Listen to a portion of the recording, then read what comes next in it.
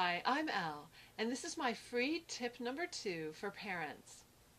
Did you get some clarity from my last tip about what's really causing you to trigger that fight or flight stress response? What makes you angry, anxious, annoyed, or ashamed? When I did that, I was amazed at all these little tiny things, things that I never thought would actually trigger the stress response in me. Things like getting into my door, my front door of my house. It's an old house, 1929, old for Michigan, and so when I put my key in the lock, I have to kind of jimmy it to make it work. It doesn't smoothly go, especially if it's a humid day. So there I am, struggling with the door every time I go in. It's a fight, and I trigger my stress response as if I'm going to fight the door or run away, right? Because that's what happens when we trigger the fight or flight stress response. We want to fight or we want to run away. That's why we say things and do things that usually we don't really mean. We're just reacting. We're not thinking clearly.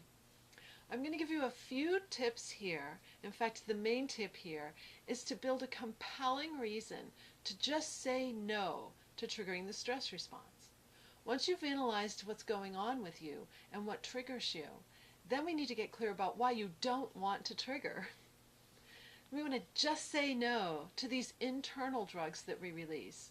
We just say no to other drugs on the exterior, so why not say no to these ones that we release inside our bodies? Here are some compelling reasons why you may want to just say no, especially being a parent. When we say no to triggering the stress response, we don't yell so much. Why? Because we're thinking clearly. We don't snap at our children and our spouses or our pets. We have a much better functioning brain. So that might be a compelling reason for you to have a better relationship with your children, your spouse, your partner, your pets, and your coworkers at work as well. Everyone that you deal with. Better relationships may be a reason why you want to just stop reacting and triggering that stress response. A couple health reasons. There are many, many health reasons because stress causes chronic disease and exacerbates just about every human disease. It's time to just say no. Alzheimer's is one for me. When we trigger the stress response, we release two huge floods of hormones. Both of those floods of hormones really deteriorate our minds. They cause our neurons to be so fatigued that it just takes the slightest change in blood pressure and those neurons are dying. So there's a huge link between stress and Alzheimer's. That's a compelling reason for me to just say no. Other diseases like diabetes, cancer, heart disease, all of these are triggered by stress. So it's wonderful to just say no and have your body start to work in a whole new way. How about your immune system? What does your immune system do for you? When your immune system is high, it protects you from outside diseases, but it also protects you from bacteria and cancers inside your own body.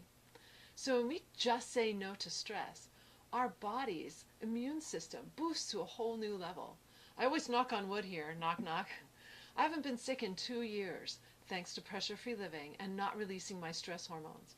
And many of my clients have experienced similar jumps in their immune system when they live each and every day pressure-free. So that may be a major compelling reason for you. In my full course, I give you many, many reasons why you may want to just say no to triggering the stress response. When you're armed with a compelling reason, then you'll change. Then you'll use the 9 tools. So I hope you'll join me on a course, but I'm looking forward to talking to you again on tip number 3.